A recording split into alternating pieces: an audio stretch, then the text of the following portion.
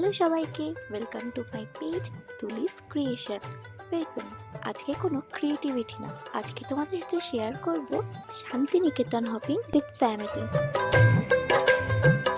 তো আমরা আজকে যাচ্ছি শান্তিনিকেতন। আসলে পিকনিকের জন্যই আমাদের এই ট্যুরটা করা, তার সাথে শান্তিনিকেতনের কিছু স্পটও দেখা হয়ে যাবে।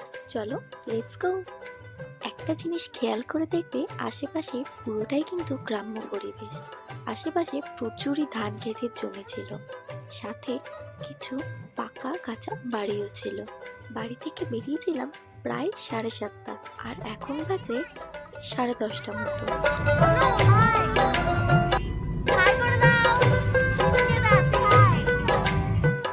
আরো অনেক আগে বেরোনোর কথা ছিল বাড়ি থেকে, কিন্তু অনেকটাই লেট হয়ে গেছিল, তাই জন্য রাস্তায় প্রচুরই খিদে পেয়ে গেছিল।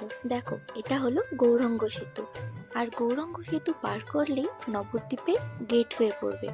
এদিকে একটা রেল গেট পড়াতে আমরা সবাই ওয়েট করছিলাম, আর পাশেই দেখতে পাই নবদ্বীপের লাল ভাঁড়ের দই। অ্যাকচুয়ালি কথাটা লাল ভাঁড়ের দই নয়, কথাটা হলো লাল দই, যেটা নবদ্বীপের বিখ্যাত দই। এই দই ভীষণই মিষ্টি হয় খেতে। আমরা ভাবছিলাম নেবো, কিন্তু আর নেওয়া হয়নি। পিকনিকে যাচ্ছি আর গানে নাচ হবে না, তাই একটু নাচানাচিও করে নিলাম সবাই।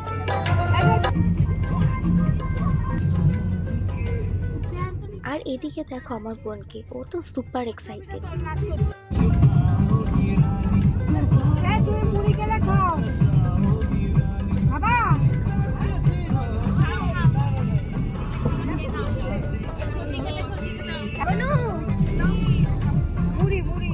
আর এদিকে আমার মা সবাইকে মুড়ি বিলি করছিল।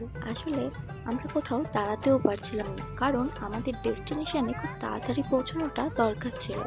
মা আমাকে বলছিল, কি রে কোথায় যাচ্ছিস বলবি না? আমি বললাম, আরে দাঁড়াও দাঁড়াও, ভয়েস ওভার পরে দেবো, এখন এইটুকু নেই। পরের ব্লগে তোমাদের সাথে শান্তিনিকেতন গিয়ে কি কি করলাম শেয়ার করবো। টাটা।